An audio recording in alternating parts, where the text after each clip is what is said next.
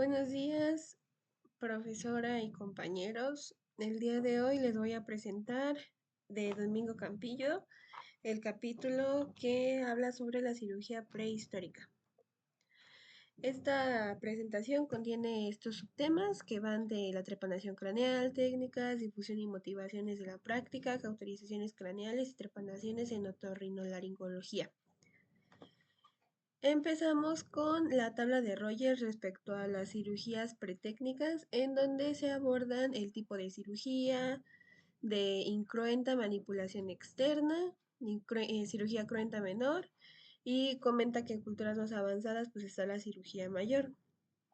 En cirugía incruenta manipulación externa tenemos reducción de fracturas y luxaciones.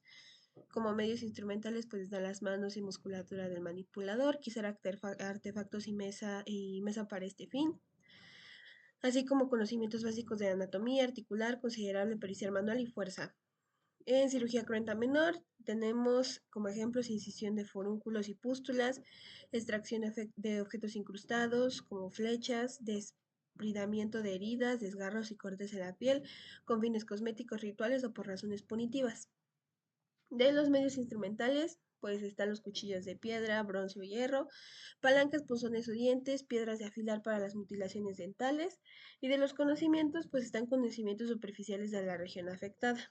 Como cirugía mayor tenemos amputación de piernas, brazos y manos y la trepanación craneal, apendicectomía, litotomía, cesárea, enucleación del cristalino en las cataratas. Como medios instrumentales, cuchillos seleccionados, periostótomos, medios hemostáticos, sondas, separadores, elevadores, tenacillas, agujas e hilos para suturas. Algunos instrumentos habían de ser metálicos. Y pues conocimientos anatómicos prácticos de la región, gran destreza manual, además de la habilidad y correlación tridimensional de las estructuras. Entonces, de acuerdo a Rogers, en la cirugía mayor, pues tenemos a las trepanaciones craneales. Ahora, nos dice Antoniette de Lumbley que las trepanaciones son raras durante la Edad de Bronce y para que se pueda hablar verdaderamente, para que se pueda hablar de una verdadera costumbre. Entonces, un poquito la historia referente a esta práctica es que estas condiciones, estas cirugías, se han presentado desde el Neolítico hasta el momento en el que Campillo publica. En los pueblos prehistóricos, pueblos prehistóricos del Neolítico, que también se ha constatado ampliamente entre las culturas precolombinas, americanas, canarias, africanas y polinesias. Estos dos últimos todavía se han presentado, pues, bueno, no como vestigios, sino todavía actualmente hay personas que llegan a practicarla. En 1865 se presenta el primer cráneo descubierto por Esquier en Perú, en la tumba de Yokai. De ahí viene la imagen, es justamente ese cráneo que se halla. Y el descubrimiento de las trepanaciones y cuando se plantea una cirugía prehistórica o una cirugía neolítica es cuando mucha gente pues está renuente ante los descubrimientos, pero gracias a los estudios de Puniers, Broca, Hami y Lewy es que se llega a validar el descubrimiento de la trepanación y se hace ahora sí ya oficial dentro de los estudios de la medicina y de la antropología. De consideraciones según Campillo. Pero antes de eso tenemos una tablita de la trepanación pre y protohistórica de las fechas importantes en las cuales se estuvo trabajando al respecto. Tenemos el papiro de Smith, tenemos que cuando Heródoto hace referencia a la trepanación, Hipócrates cuando opina que al trepanar es mejor respetar la tabla interna. En el Atlas de Morton se comenta una trepanación con el Templo del Sol de Pachacamac en Perú. En Francia se encontró un cráneo prehistórico trepanado. Esquier entrega a Broca para su estudio del cráneo trepanado de Yucay. Broca, Ham y Liu consiguen en la reunión de León que los científicos acepten la trepanación histórica como un hecho incontrovertible. Se describe la tesis incipital, la cual veremos más adelante. Lucas Championner escribe el primer tratado sobre trepanación prehistórica. McEwen extirpa el primer meningioma en placa. En Les Lomelets se descubre el primer cráneo trepanado de España. McEwen ya había practicado 21 craneotomías. De Maybot descubre que en Argelia aún se practican trepanaciones primitivas. Cushing establece las bases de la moderna neurocirugía. Norham descubre que en Albania también se practican trepanaciones primitivas, entre comillas.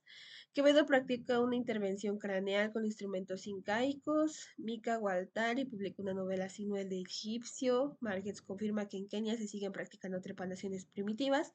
Meshing y Shadwell confirman que en Kenia aún prosigue esta práctica. Entonces, pues es más o menos un poquito de contexto que nos da el propio Campillo en la lectura. Y también consideraciones, de acuerdo a este autor, está que no todas las perforaciones craneales, no todas las perforaciones craneales son trepanaciones, pero toda trepanación es una perforación craneal. Ahora, aquí es como muy delicado porque ¿cuál es la diferencia entre una cirugía neuroencefálica y una trepanación? Pues que la cirugía busca como tal intervenir en el cerebro, pero la trepanación no.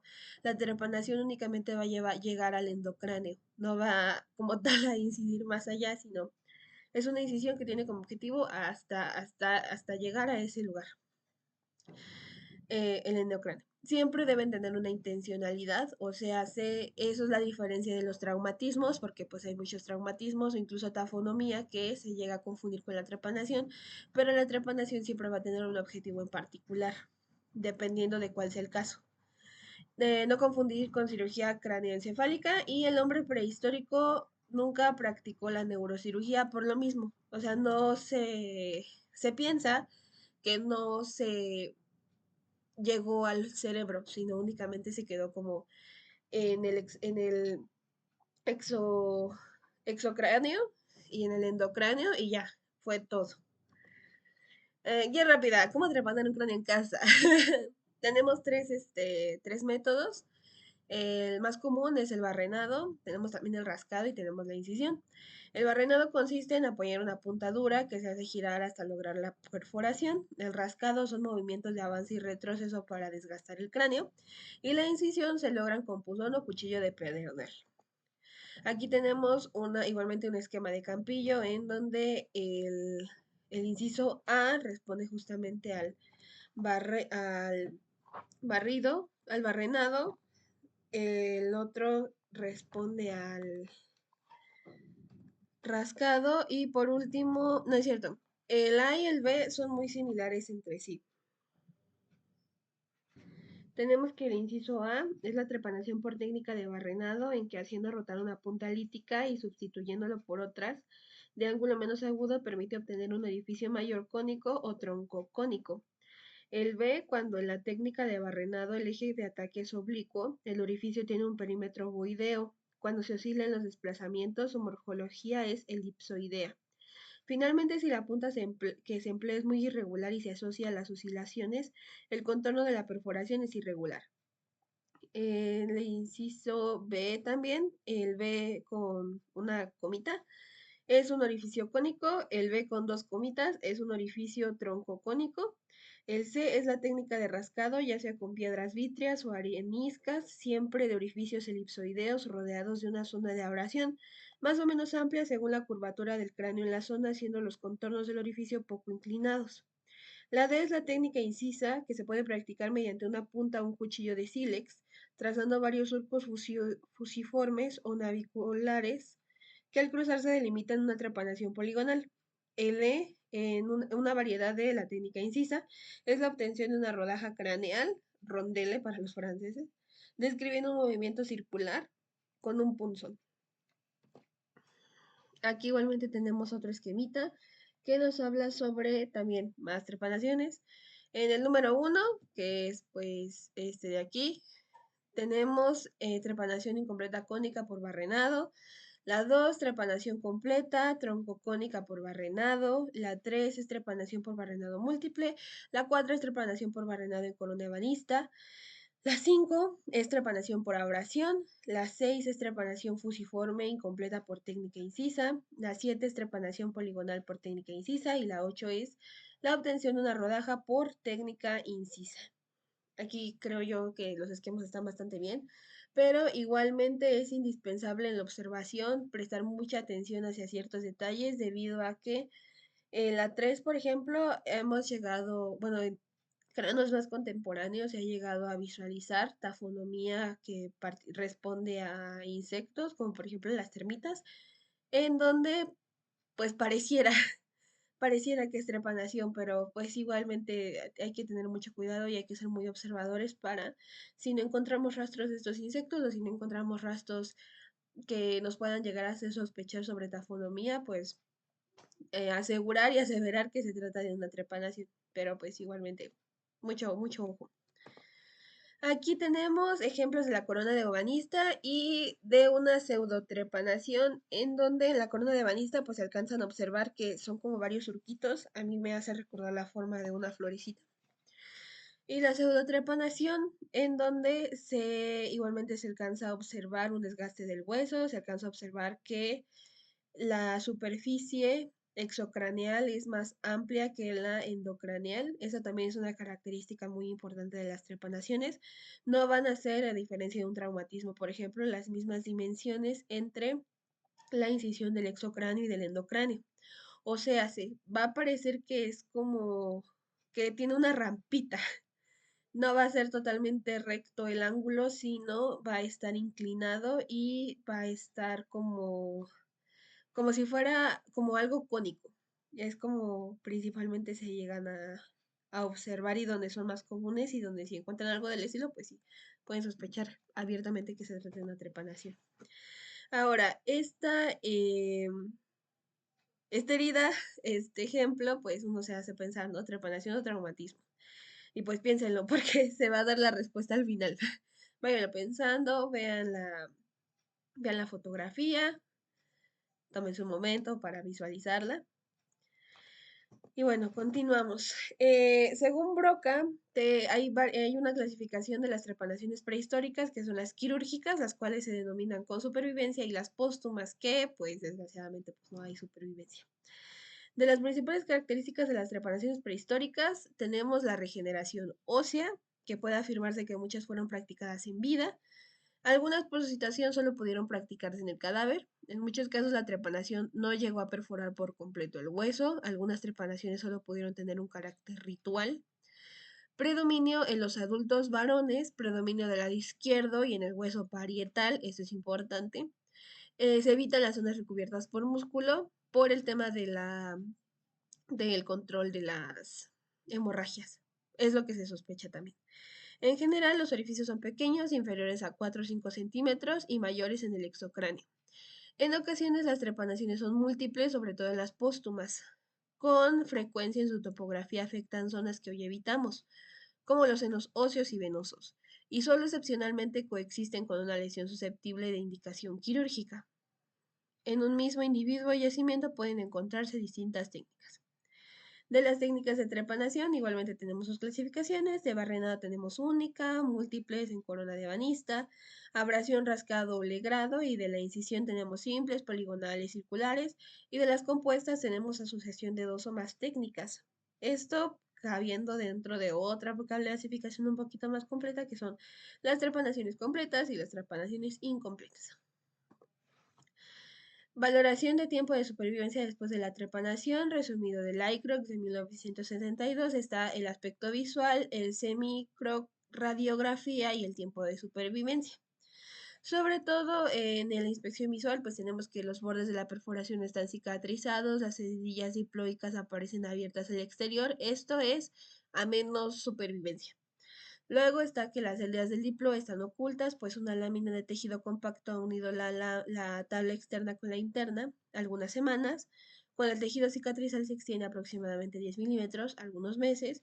Cuando la rarefacción ósea se extiende a más de 10 milímetros, un año o más, y el orificio llega a cerrarse. Aquí es controvertido porque depende, depende de muchas cosas, debido a que nosotros sabemos que para que el hueso se pueda regenerar necesitamos siempre de el hueso trabecular. Sin embargo, pues ahí hay como una pequeña gran discusión al respecto de que si se cierran, de que si no se cierran, pero de lo más probable es que, quién sabe, quién sabe. De semicroradiografía es una imagen alveolar del nítida, una sombra ligeramente más densa de algunos milímetros. que rodea el orificio, la sombra que rodea el orificio es de 1 centímetro y la sombra se extiende a distancia. Es más que nada para poder valorarlo de acuerdo a lo que tengamos a la mano para ver qué tanto se sobrevivió. Tiempo de supervivencia se practicó después de la muerte o bien en vida, pero no hubo supervivencia o fue muy breve. Supervivencia de algunas semanas, supervivencia de algunos meses, supervivencia que sobrepasa el año, supervivencia de muchos años. Que es donde, bueno, lo impresionante es que sí se ha llegado a encontrar cráneos que tienen una sobrevivencia que sobrepasa el año y una supervivencia de muchos años. Este es un ejemplo de igualmente una trepanación, pero en esta trepanación se alcanza a observar una, una manchita café en la cual se presume o más bien se esquematiza la trepanación del individuo de la torre de Cornell con la línea de incisión cutánea de la color ocre en forma de T. El orificio de la, bueno, de que es la T, o sea, es donde se señala T, es ahí la incisión. Y el orificio de la trepanación la cesa la cicatriz hiperostótica por lesión del periósteo que dibuja la morfología de la incisión cutánea para practicar el escal previa a la perforación. Igualmente aquí tenemos ejemplos de otras dos perforaciones en donde igualmente, o sea, la trepanación es solamente una característica más de los huesos. No es como que la trepanación tenga algún tipo de jerarquía dentro de las observaciones que nosotros podemos hacer en cráneos, como por ejemplo puede ser, la trepanación puede presentarse también en cráneos con osteopatías, como puede ser el de la derecha. Aquí tenemos una inflamación del hueso que se relaciona con algún tipo de infección. De los grados de la infección del periósteo, pues tenemos algo similar, tenemos una inflamación anormal. Y del lado izquierdo tenemos un cráneo con deficiencia en calcio. Entonces se puede ver más delgado, se puede ver más, más pegriloso, más turbio el asunto, pero igualmente, o sea, recordar que no va a ser de las observaciones más representativas porque pues estamos buscando hacer perfiles más amplios, más completos, refiriéndonos al estilo de vida de las personas detrás, bueno, de las personas que en algún momento pues estuvieron vivas. Difusión y motivaciones. ¿Sabías que en tiempos neolíticos Francia es quien más cráneos con trepanaciones tiene? Las técnicas más frecuentes son el barrenado y la abrasión, y en Europa las trepanaciones se han relacionado con braquicefalia. Sin embargo, de los motivos, pues aún no está del todo claro, o más bien, más que claro, depende mucho de la cultura, depende mucho de la zona, depende de muchísimos factores para que nosotros podamos distinguir o imaginar a qué responden estas prácticas. Aquí tenemos otro ejemplo de la tesis incipital de Maneuver, en donde, bueno, pues es un dibujo del autor, donde más o menos nos explica cómo, pues cómo era la incisión. Tenemos igualmente las incisiones y tenemos la reacción periostal que nos indica que efectivamente cortaban en T. También nos presentan un cráneo peruano con 7 trepanaciones. Es un caso bastante extremo. Sin embargo, igualmente podemos observar cómo la incisión es más grande o se aprecia más. Sí, o sea, se aprecia como si un conito, o sea, con un conito hubieran realizado las incisiones. Y bien, de la máxima incidencia, pues tenemos que México, el norte de Chile, Perú y Bolivia se encuentran en estos. Comenta Campillo que se estudiaron 400 trepanaciones y 250 de estas se presentan con supervivencia. Y de las trepanaciones más comunes está la corona de banista y la suprainiana situada en la escama del occipital. De los motivos, pues en realidad se tienen 3 teorías, o Campillo aborda 3 teorías. La primera, pues son trepanaciones con un objetivo idéntico al de nosotros, o sea, quirúrgico hasta cierto punto. La segunda es que se practicaba la trepanación por traumatismos. Y la tercera es que la motivación era con fines religiosos. Y en este último Campillo hace mucho énfasis, ya que Si recuerdan muy bien, si recuerdan la tablita de inicio, se dice que las cirugías siempre van a estar como relacionadas con cierto conocimiento que tenían en el pasado. Entonces, debido a que en el pasado, según Campillo, no se tenía un conocimiento profundo y profundo del cuerpo humano, pues es que no encuentra mucho sentido de realizar bueno, no encuentra mucho sentido, igualmente él dice que la evidencia lo respalda, de que no pueden, de que no tienen un conocimiento del cerebro, de que realmente no llegaban al cerebro, sino que únicamente se quedaba como en el endocráneo. Em, y bueno, respalda la teoría de la motivación con fines religiosos debido a que no hay como mucho sentido, porque podríamos suponer que a lo mejor por dolores de cabeza, a lo mejor por situaciones del estilo, pero él dice que las mujeres sufren mayores dolores de cabeza. Pero yo me cuestiono, ¿en el pasado era igual? Ahora, si estamos hablando del neolítico, ¿era igual? O sea, yo me puedo preguntar eso. Ya que él dice, es que las mujeres sufren más dolores de cabeza y por eso no tiene mucho sentido que los hombres sean quien más presentan pues estas cirugías y por qué sería del lado izquierdo. Entonces empieza a hacer una relación entre que esta práctica tiene que ver más con temas religiosos, a lo mejor temas de fuerza, temas que ya van más con la cosmovisión del lugar.